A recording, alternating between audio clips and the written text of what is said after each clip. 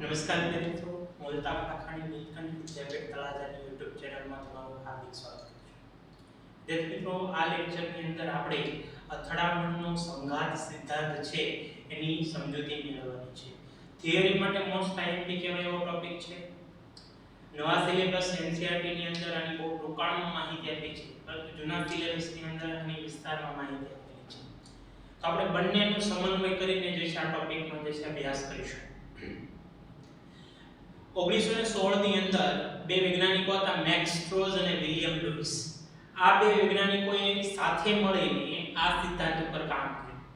આ સિદ્ધાંતમાં બે વૈજ્ઞાનિકોએ એવી માહિતી આપી કે ભાઈ પ્રક્રિયક છે એના અણુઓ સખત ગોળા લેવામાં આવે, એની રચના જે છે ગોળાકાર કલ્પવામાં આવે, તો કે ભાઈ એને નિપજમાં ફેરવવા માટે એ બે ગોળાઓ વચ્ચે અથડામણ થવું જરૂરી છે. અને આ અથડામણ થાય તો જ તેઓ નિપજમાં ફેરવાઈ શકે છે. આવી માહિતી જે છે એ મેક્સ સ્ટ્રોઝ અને વિલિયમ લુઇસે આપી. તો એની જે માહિતી છે ટૂંકાણમાં કહીએ તો પ્રક્રિયકના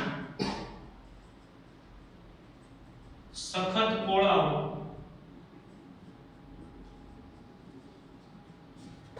વચ્ચે અથડામણ થવી જરૂરી છે, તો જ નિપજમાં રૂપાંતર થઈ શકે. બરાબર? આનું પ્રાથમિક કથન છે એમ કહી શકીએ આપણે. બરાબર છે કે ભાઈ એક્ઝામ્પલ તરીકે લઈએ કે ભાઈ કોઈ એક દ્વિઆણ્વીય પ્રક્રિયા છે, દ્વિઆણ્વીય પ્રક્રિયા કે જેમાં બે અણુઓ લીધેલા છે કે ભાઈ A અને B જે છે પ્રક્રિયક બે ભેગા થાય અને નિપજ બનાવતા. તો ભાઈ આવી જે પ્રક્રિયાઓ છે એમની માટે એને વેગ માટેનું એક સમીકરણ આપ્યું. કોને? મેક્સ સ્ટ્રોઝે અને વિલિયમ લુઇસે. કે ભાઈ એણે શું કીધું કે ભાઈ આ બે પ્રક્રિયકો અથડામણ પામે અને નિપજમાં ફેરવાય તો એનું જે વેગ છે એ વેગને આપણે લખવું હોય તો આપણે લખી શકીએ વેગ બરાબર ZAB e−Ea/RT. તો વિદ્યાર્થી મિત્રો તમે જોશો ને તો આ જે સમીકરણ છે એ આર્હેનિયસના સમીકરણને મળતું આવે છે. આર્હેનિયસના સમીકરણમાં શું હતો? એ વેગની જગ્યાએ k હતો અને ZAB ની જગ્યાએ જે છે એ શું હતું કે ભાઈ ત્યાં આર્હેનિયસ અચળાંક a હતો. તો અહીંયા જે ZAB છે ને એને કહેવાય છે અથડામણ આવૃત્તિ. શું કહેવાય છે? અથડામણ આવૃત્તિ. જેને આપણે વ્યાખ્યા કરવી હોય તો એકમ સમયમાં એકમ કદ દીઠ અથડામણ પામતા અણુની સંખ્યા. બાકીના પદોથી આપણે પરિચિત છીએ, જેમાં Ea છે એને સક્રિયકરણ ઊર્જા કહીએ છીએ, R છે એ વાયુ અચળાંક છે, T છે જેને આપણે નિરપેક્ષ તાપમાન કહીએ છીએ. તો અહીંયા એવું કીધું કે ભાઈ ધારો કે A અને B ગોળા હોય કે જો એની રચના ગોળાકાર કલ્પવામાં આવી તો એ બે વચ્ચે અથડામણ થાય એટલે નિપજ બને અને નિપજ બને તો પ્રક્રિયકથી નિપજ સુધીનો જે વેગ હશે એ વેગનું સમીકરણ કંઈક આવું હશે. આવી માહિતી મેક્સ સ્ટ્રોઝ અને વિલિયમ લુઇસ આપી.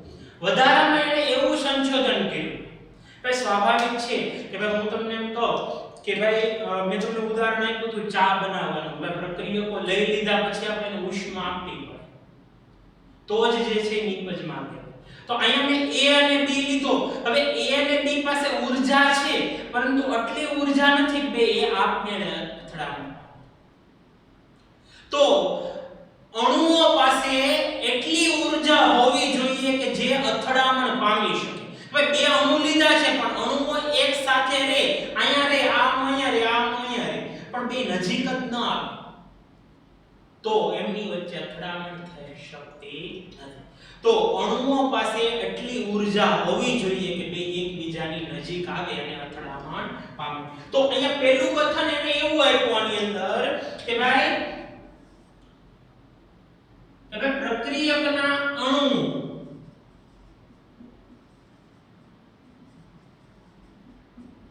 વચ્ચે અથડામણ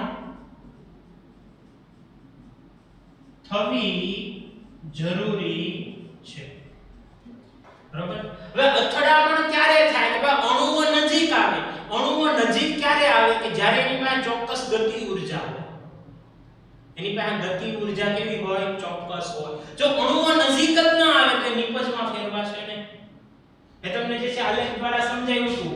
ઊર્જા વિરુદ્ધ જે છે પ્રક્રિયા અક્ષ. અહીંયા જે છે મેં લીધી હતી ઊર્જા વિરુદ્ધ પ્રક્રિયા અક્ષ.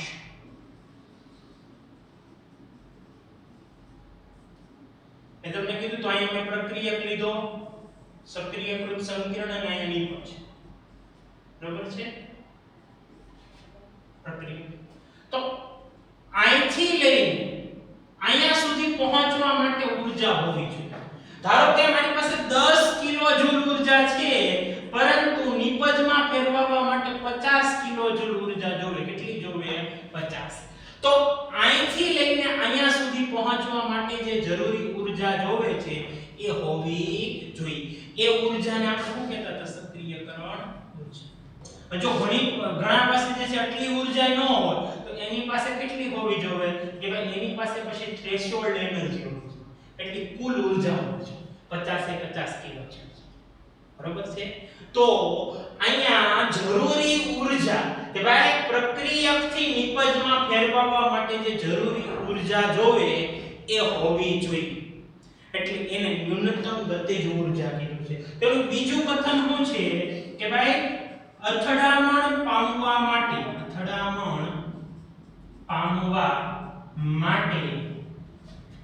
પ્રક્રિયકો પાસે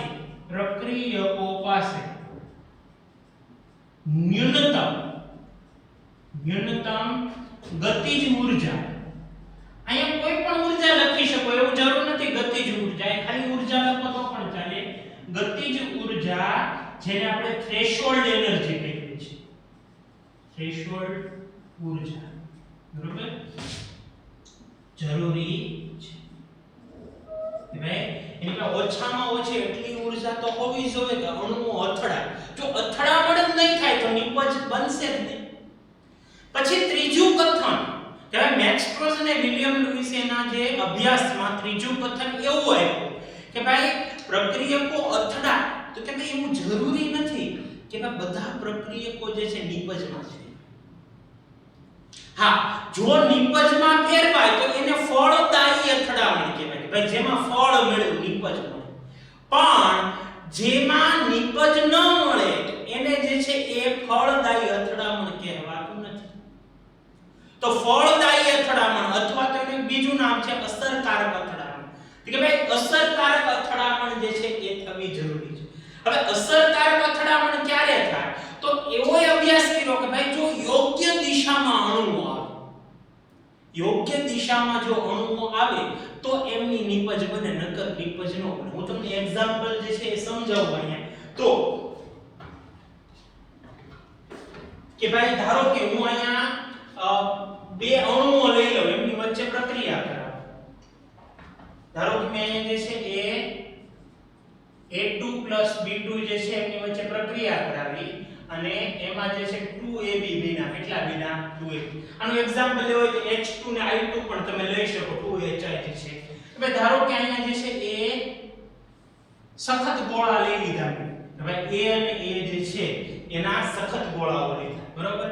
એની પ્રક્રિયા કોની હારે કરાવી? P અને P. બરાબર? હવે આમની વચ્ચે અથડામણ કરીશ એટલે આ A અને B વચ્ચે જે છે અથડામણ થશે અને આ A અને B વચ્ચે અથડામણ થશે એટલે આપણને નિપજ શું મળશે? A અને B. બરાબર? A અને B. બરાબર છે? પરંતુ જો આ જ પ્રક્રિયાની અંદર મેં આ અણુઓને જે છે આ રીતે લીધા હોત,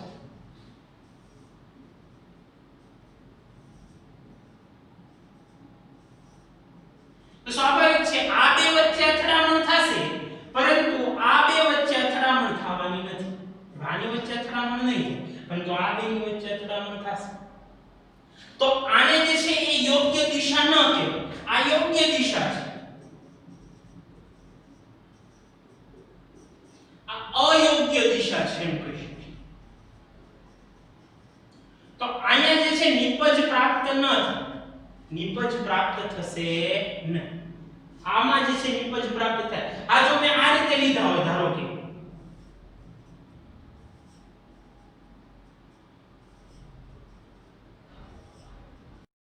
તો અહીંયા પણ જે છે અસરકારક અથડામણ થવાની નથી. આ પણ કેવી કહેવાશે? અયોગ્ય દિશા. કેવી કહેવાશે? તો અહીંયા જે છે યોગ્ય દિશા કહેવાય. આની વચ્ચે જે અથડામણ છે કેવી કહેવાય? યોગ્ય. તો આને કહેવાશે અસરકારક અથડામણ. શું કહેવાશે? અસરકારક અથડામણ. અથવા તો એને આપણે ફળદાયી અથડામણ કહી શકીએ. બરોબર છે? આ કહેવાશે બિન અસરકારક.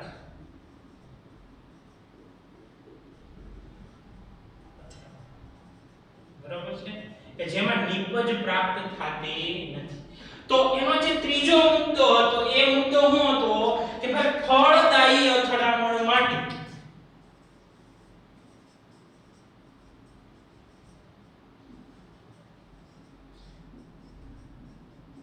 માટે પ્રક્રિયકોનું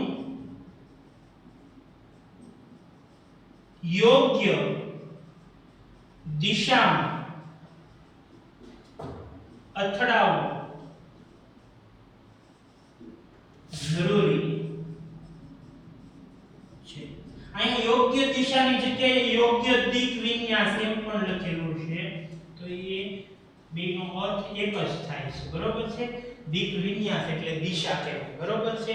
તો એ પણ તો ત્રણ મુદ્દા છે અથડામણના સિદ્ધાંતના. પહેલો કે ભાઈ અણુઓ જે છે એમની વચ્ચે અથડાવવું જરૂરી છે. હવે અથડામણ ક્યારે થાય કે ભાઈ બે અણુઓ પાસે એવી ઊર્જા હોય, જરૂરી ઊર્જા હોય કે બે ભટકાઈ શકે અથડામણ પામે. હવે બધા અણુઓ નિપજમાં ન ફેરવાય. જે નિપજમાં ફેરવાય એને અસરકારક અથડામણ કહેવાય. અસરકારક અથડામણ માટે શું છે કે ભાઈ યોગ્ય દિશામાં અથડાવવું જરૂરી છે. અયોગ્ય દિશામાં અથડાશે તો એમાં નિપજ પ્રાપ્ત થશે નહીં. તો આ જે છે અથડામણનો સિદ્ધાંત છે એમાં ત્રણ મુદ્દા ખાસ અગત્યના છે, યાદ રાખવાના છે. બરાબર છે? ચેપ્ટર પૂરું થવા આવ્યું.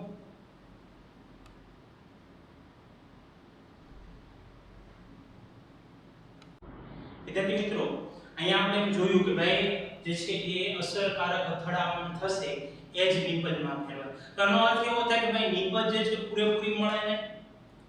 હવે અમુક જે છે અણુઓ નિપજમાં ફેરવાઈ શકે, અમુક અણુઓ જે છે નિપજમાં ન ફેરવાઈ શકે. તો આપણે એમ કહી શકીએ કે ભાઈ અમુક અણુઓ છે નિપજમાં ફેરવવાની સંભાવના ધરાવે છે, અમુક અણુઓ જે છે નિપજમાં ફેરવવાની સંભાવના ધરાવતા નથી.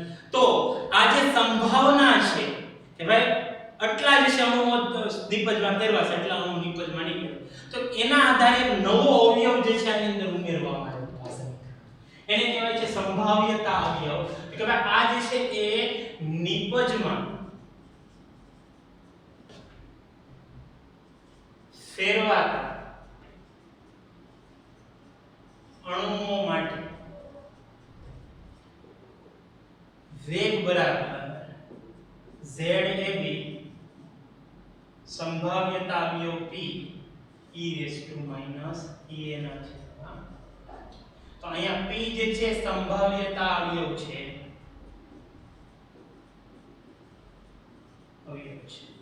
સંભાવના અવયવ પણ કહી શકો તમે કે ભાઈ જેના આધારે આપણે કહી શકીએ કે આટલા અણુઓ જે છે નિપજમાં ફેરવાય છે. વિદ્યાર્થી મિત્રો, તમને એમ થાય કે અથડામણનો સિદ્ધાંત છે એની આવશ્યકતા શું છે, એની શું છે જરૂરિયાત શું છે. તો આપણે બધા જાણીએ છીએ કે ભાઈ વાતાવરણની અંદર જે છે ઓક્સિજનનું પ્રમાણ હોય, ઉપરાંત કાર્બનિક તત્વો પણ રહેલા છે. તો એવું બનતું નથી કે ભાઈ આ ઓક્સિજન છે એ બધા કાર્બન હારે જોડાય છે, તો વાતાવરણમાં કાર્બન ડાયોક્સાઇડનું પ્રમાણ એની મેળે બની જશે. પણ આવું બનતું નથી. એ ઉપરાંત તમે બધા જાણો છો કે વાતાવરણમાં નાઇટ્રોજન ગેસ છે N2 ગેસ, N2 ગેસ. વાતાવરણમાં ઓક્સિજન ગેસ છે તો એ બધા જે છે એ નાઇટ્રિક ઓક્સાઇડ બની જતા નથી. અને જો આવું બની જાય તો વાતાવરણમાં ઓક્સિજનનું પ્રમાણ ઘટી જાય. વાતાવરણમાં O2 ઘટે. O2 ઘટે એટલે સ્વાભાવિક છે કે આપણને શ્વાસ લેવામાં તકલીફ થાય. તો આનો ફાયદો છે અથડામણ સિદ્ધાંતનો કે ભાઈ બધા અણુ જે છે જોડાઈ નિપજમાં નથી ફેરવાઈ જતા.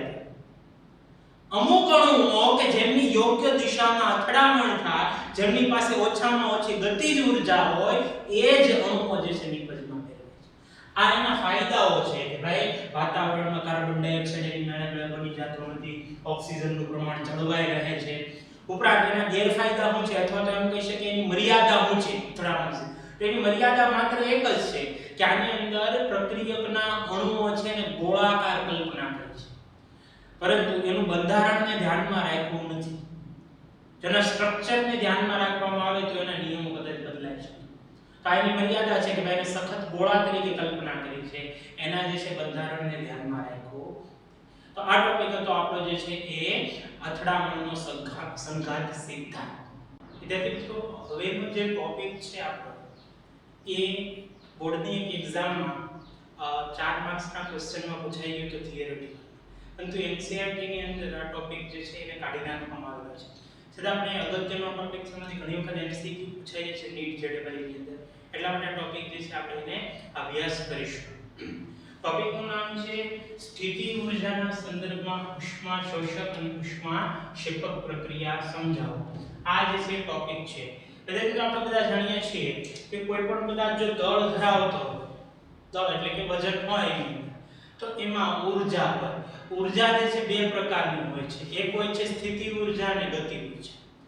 જો સ્થિતિ ઊર્જા મહત્તમ હોય તો ગતિ ઊર્જા ન્યૂનતમ હોય, અને ગતિ ઊર્જા જો મહત્તમ હોય તો સ્થિતિ ઊર્જા ન્યૂનતમ હોય. આ આપણે બધા જાણીએ છીએ. તો ધારો કે એક રાસાયણિક પ્રક્રિયા લઈએ A2 P2 2AB. હવે આનો અભ્યાસ જે છે આપણે પ્રક્રિયા અક્ષ અને ઊર્જાના આલેખના સંદર્ભમાં જોઈએ. તો ધારો કે આપણી પાસે બે પ્રક્રિયક છે A2 અને B2. એની પાસે કઈક ઊર્જા છે. આ ઊર્જા ન હોય એવું બને નહીં. કાંઈક તો ઊર્જા હોય કે કોઈ પણ પ્રક્રિયા. ધારો કે એની પાસે આટલી ઊર્જા છે. હવે એને જો નિપજમાં ફેરવવું હોય તો એને આટલી ઊર્જા મેળવવી પડે. જો એને અહીંયા જે છે એ પહોંચવું પડે.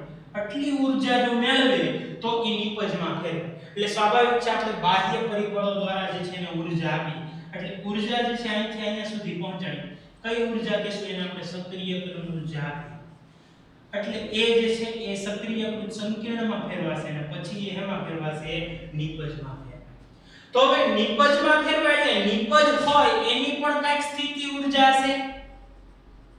નિપજની સ્થિતિજ ઊર્જા જેને હું કહીશ EP. પ્રક્રિયક છે, પ્રક્રિયકની પણ સ્થિતિજ ઊર્જા હશે.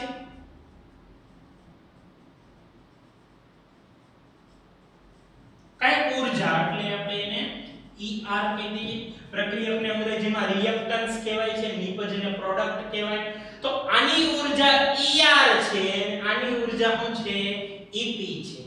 તો આ બેની વચ્ચે ઊર્જાનો જે તફાવત છે અથવા તો ઊર્જા તફાવત એને કહીએ છીએ એન્થાલ્પી ફેરફાર. શું કહીએ છીએ? એન્થાલ્પી ફેરફાર. તો એન્થાલ્પી ફેરફાર ડેલ્ટા H કઈ રીતે લઈએ છીએ? કે ભાઈ નિપજની ઊર્જા માઈનસ પ્રક્રિયકની ઊર્જા. આ રીતે લઈએ છીએ આપણે. નિપજની ઊર્જા માઈનસ કોની? પ્રક્રિયકની ઊર્જા. તો તમે વિદ્યાર્થી મિત્રો અહીંયા ધ્યાનથી જુઓ ને તો અહીંયા ધારો કે આનું મૂલ્ય જે છે 10 હોય, કેટલું હોય 10, તો આનું મૂલ્ય એના કરતા વધારે છે. જો તમે જોઈ શકો એ કેટલું છે, આના કરતા વધારે છે. તો નિપજની ઊર્જા કેવી છે? વધારે છે. પ્રક્રિયકની ઊર્જા કેવી છે? ઓછી. તો અહીંયા આપણે એમ કહી શકીએ કે ભાઈ અહીંયા EP greater than ER છે. શું છે? EP greater than ER છે. તો આવા સમયે ડેલ્ટા H ની જે કિંમત છે ને એમાં જુઓ તો આ વધુ છે અને આ કેવી છે? ઓછી છે.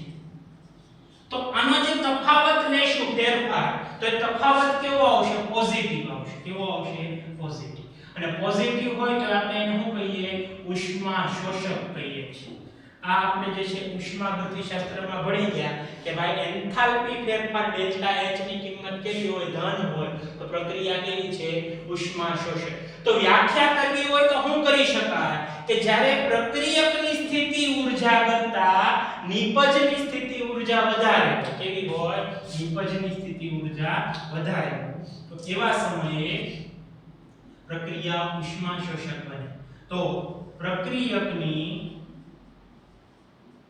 સ્થિતિજ ઊર્જા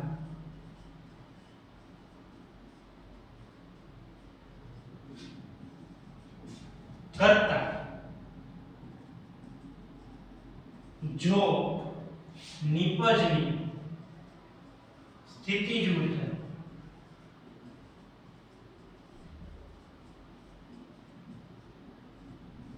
વધુ હોય તો તેવી પ્રક્રિયાને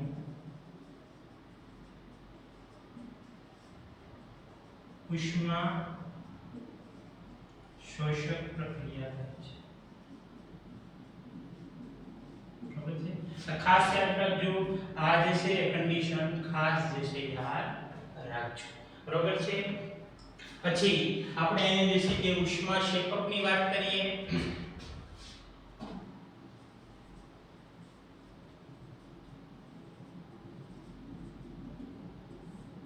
તો સેમ જે છે ગ્રાફ જે છે આપણે ઉષ્મા ક્ષેપક માટે જે છે દોરીએ તો ગ્રાફ કે આ રીતનો આપણે જે છે દોરશું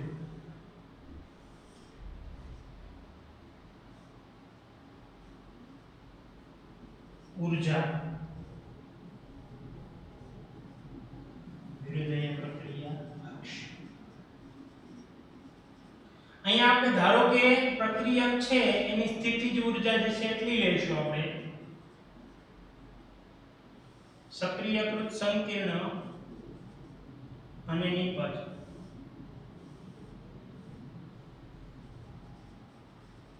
બરાબર છે તો અહીંયા તમે વિદ્યાર્થી મિત્રો જોશો ને તો આ જે છે આટલી ઊર્જા એને આપણે કહીશું પ્રક્રિયકની સ્થિતિજ ઊર્જા જેને આપણે કહીશું ER અને આ જે છે એટલી બરાબર છે એને કહીશું આપણે નિપજની સ્થિતિજ ઊર્જા E તો અહીંયા તમે વિદ્યાર્થી મિત્રો જોઈ શકો છો કે આ બે વચ્ચેનો જે ઊર્જા તફાવત છે એ કેટલો છે ડેલ્ટા H છે તો ડેલ્ટા H કેવો થશે ઋણ થશે કે ધન થશે તો જોઈએ અહીંયા આપણે એમ કહી શકીએ કે ભાઈ EP જે છે એ નાનો છે અને ER કેવો છે મોટો છે તો નાના પદમાંથી મોટું પદ બાદ કરવાનું છે તો અહીંયા કન્ડિશન કેવી થઈ જશે કે ભાઈ EP લેસ ધેન ER થઈ જશે બરોબર છે તો અહીંયા જે નિપજની સ્થિતિ ઊર્જા ઓછી છે અને પ્રક્રિયકની સ્થિતિ ઊર્જા કેવી છે વધારે છે તો આવા સંદર્ભની અંદર ડેલ્ટા H ની કિંમત જે છે તમે જુઓ તો કે ભાઈ HP HR બરાબર તો આ કેવી છે ઓછી કિંમત છે અને આ કિંમત કેવી છે વધુ છે તો ડેલ્ટા H ઋણ મળશે અને ડેલ્ટા H ઋણ હોય તો એને ઉષ્મા શેપક કહેવાય ઉષ્મા શેપક તો વ્યાખ્યા કરવી હોય તો શું કરી શકીએ કે ભાઈ જ્યારે પ્રક્રિયકની સ્થિતિ ઊર્જા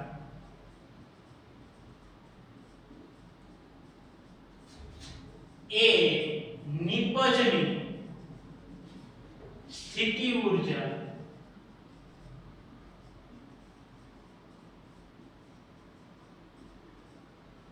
કરતા વધુ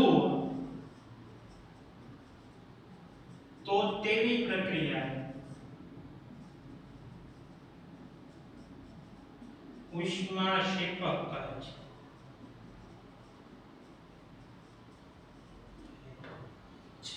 તો આ રીતે જે છે આપણે આની વ્યાખ્યા કરી શકીએ છીએ તો વિદ્યાર્થી મિત્રો આની અંદરથી ઘણી વખત MCQ પૂછાઈ જતા હોય છે તો એ માટે આ ટોપિક ખાસ અગત્યનો થઈ જાય છે વિદ્યાર્થી મિત્રો હવે પછીનો જે ટોપિક છે એ આ ચેપ્ટરનો લાસ્ટ ટોપિક છે થિયરિટિકલ ટોપિક લાસ્ટ છે એના પછી એક્ઝામ્પલ કેટલાક બાકી છે જે આવતા લેક્ચરમાં આપણે ભણશું, પરંતુ આ જે ટોપિક છે એનો અભ્યાસ આપણે કરીએ. ટોપિકનું નામ છે પ્રક્રિયા વેગ ઉપર ઉદ્દીપકની અસર. તમે બધા ઉદ્દીપકની વ્યાખ્યા જે છે જાણતા જ હશો. ઉદ્દીપક એટલે શું કે પ્રક્રિયામાં ભાગ ન લે પરંતુ પ્રક્રિયા જે છે વેગ એમાં વધારો કરે છે એને કહીએ છીએ ઉદ્દીપક. વિદ્યાર્થી મિત્રો એક ઉદાહરણ જોઈએ. જેમાંનું એક ઉદાહરણ છે પોટેશિયમ ક્લોરાઇડ. એવું કહેવાય છે કે પોટેશિયમ ક્લોરાઇડ જે છે તેને KClO3 કહેવાય. એનું વિઘટન કરીએ. શું કરીએ? વિઘટન એટલે કે ગરમી આપીને તોડવામાં આવે તો એમાંથી જે છે એ ઓક્સિજન ઉત્પન્ન થાય છે અને વધારાની નિપજ તરીકે પોટેશિયમ ક્લોરાઇડ. એવું કહેવાય છે કે ભાઈ પોટેશિયમ ક્લોરાઇડ છે એનું વિઘટન એટલે કે એને ગરમી આપીને તોડવામાં આવે તો એમાંથી ઓક્સિજન ઉત્પન્ન થાય છે અને વધારાની નિપજ તરીકે પોટેશિયમ ક્લોરાઇડ. પરંતુ વિદ્યાર્થી મિત્રો એવું જોવા મળ્યું કે આ પ્રક્રિયા ખૂબ જ ધીમી હતી. કેવી હતી? ધીમી પ્રક્રિયા. પરંતુ આની અંદર ઉદ્દીપક ઉમેરવામાં આવ્યો. ધારો કે ભાઈ જે છે એ MnO2 ઉદ્દીપક નાખ્યું મેંગેનીઝ ઓક્સાઇડ, બરોબર છે. તો પછી જોયું ને કે ભાઈ નિપજ તો એની જ મળતી હતી, જેટલો જથ્થો મળતો હતો એટલો, પરંતુ હવે જે છે એ પ્રક્રિયા કેવી થઈ ગઈ? ઝડપી. તો એવું જોવા મળ્યું કે ઉદ્દીપકે શું કર્યું કે ભાઈ ઉદ્દીપકે એના જથ્થામાં કઈ ફેરફાર ના કર્યો. જેટલો જથ્થો મળતો હતો એટલો જ મળે, પરંતુ અહીંયા જે સમય લાગતો હતો એના કરતા ઓછા સમયમાં પ્રક્રિયા પૂર્ણ કરી. એના પરથી આપણે એમ કહી શકીએ ઉદ્દીપક એ પ્રક્રિયામાં ભાગ નથી લેતો પરંતુ પ્રક્રિયાનો વેગ વધારી દે છે. અને આપણે ઊર્જા અને પ્રક્રિયા અક્ષના આલેખની મદદથી સમજીએ તો કંઈક આ રીતે આપણે એનો આલેખ દોરી શકીએ કે ભાઈ ધારો કે આપણે અહીંયા લઈ લઈએ ઊર્જા, y અક્ષ ઉપર હું લઈ લઉં ઊર્જા અને x અક્ષ ઉપર જે છે આપણે પ્રક્રિયા અક્ષ કહીશું, બરાબર છે. તો આપણે બધા જે છે એ જાણીએ કે ભાઈ પ્રક્રિયક છે, બરાબર. આ એની કાંઈક ઊર્જા હશે, બરાબર. એને જે છે સક્રિયકૃત સંકીર્ણ પહોંચવા માટે જે ઊર્જા જરૂરી જોઈએ છે એને કહીશું આપણે સક્રિયકરણ ઊર્જા E. કહીશું બરાબર. અને પછી એ ફેરવાશે એમાં પ્રોડક્ટ. હવે તમને એમ થાય કે સાહેબ આ ઊર્જા જે છે એ આટલી જ હોય છે, આના કરતા ઓછી હોય છે કે ના? ઘણી વખત જે છે આ ગ્રાફ ઉપરની તરફ હોય છે, બરાબર છે. તો એ જે છે એ પ્રક્રિયા ઉપર આધાર રાખે કે ઉષ્મા શોષક છે કે ઉષ્મા ક્ષેપક છે. હવે થાય શું વિદ્યાર્થી મિત્રો આની અંદર કે ભાઈ આને કહીએ છીએ આપણે સક્રિયકરણ ઊર્જા. શું કહીએ છીએ? સક્રિયકરણ. આ જે પ્રક્રિયા છે ને એ બિન ઉદ્દીપિત છે. બિન ઉદ્દીપિત એનો અર્થ એવો થાય કે આમાં ઉદ્દીપકનો ઉપયોગ કર્યો નથી, પરંતુ જો આ જ પ્રક્રિયાની અંદર ઉદ્દીપકનો ઉપયોગ કરવામાં આવે તો આ પ્રક્રિયાની અંદર જે છે આ ગ્રાફ છે થોડો નીચેની દિશા. ક્યાં આવશે? નીચેની દિશા. તો આ જે લાલ લાઈનથી મેં જે દોરેલું છે એ છે ઉદ્દીપિત. હવે ઉદ્દીપકનો ઉપયોગ કર્યા પછી ઉદ્દીપિત એટલે ઉદ્દીપકનો ઉપયોગ કર્યા પછી જે છે એમાં ફેરફાર થાય. તો અહીંયા તમે જોશો કે આની જેટલી ઊર્જા હતી એટલી જ ઊર્જા રહેશે પ્રક્રિયાની, નિપજની જેટલી ઊર્જા હતી એટલી ને એટલી જ રહેશે. ફેરફાર શું થયો તો કે ભાઈ સક્રિયકરણ ઊર્જામાં ઘટાડો થયો. પહેલા સક્રિયકરણ ઊર્જા આટલી જ હતી, હવે કેટલી જશે? એટલી જશે. તો સક્રિયકરણ ઊર્જામાં શું કર્યો? ઘટાડો. કે ભાઈ ઉદ્દીપક એ સક્રિયકરણ ઊર્જામાં શું કરે છે? ઘટાડો. ઉદ્દીપક એ સક્રિયકરણ ઊર્જા ઘટાડે છે. તો યાદ રાખજો E એ ઘટે એમ વેગ વધે. વેગ શું થશે? વધે છે. અને અહીંયા એક બીજું પણ નામ આપ્યું કે ભાઈ અહીંયા જે છે પહોંચવા માટે જે છે એટલો અવરોધ નડતો. હવે એટલો જ અવરોધ તો અવરોધ ઘટી ગયો અવરોધ શું થયો ઘટી ગયો તેને એક નામ આપ્યું છે ઊર્જા અવરોધ શું કીધું છે ઊર્જા અવરોધ એટલે શું કે ભાઈ પ્રક્રિયકથી સક્રિયકૃત સંકીર્ણ માટે જરૂરી ઊર્જા અવરોધ એટલે પ્રક્રિયકથી સક્રિયકૃત સંકીર્ણ માટે ઊર્જા જરૂરી ઊર્જા બરોબર છે ને કહીએ છીએ ઊર્જા અવરોધ એટલે એને શું કર્યું કે ભાઈ ઊર્જા અવરોધ ઘટાડી નાખ્યો આટલો જે છે ઘટાડો થઈ ગયો આપણે એમ કહી શકીએ ઊર્જા અવરોધમાં પણ ઘટાડો થઈ શકે સક્રિયકરણ ઊર્જા જે છે એ ઘટે વેગ વધે ઊર્જા અવરોધ પણ ઘટે છે વિદ્યાર્થી મિત્રો આ ચેપ્ટર જે છે એના થિયરીના બધા ટોપિક અહીંયા પૂર્ણ થાય છે હવે પછીના જે લેક્ચર છે એની અંદર આપણે જે વધારાના એક્સ્ટ્રા જે દાખલાઓ છે એ આપણે પૂર્ણ કરશું થેન્ક યુ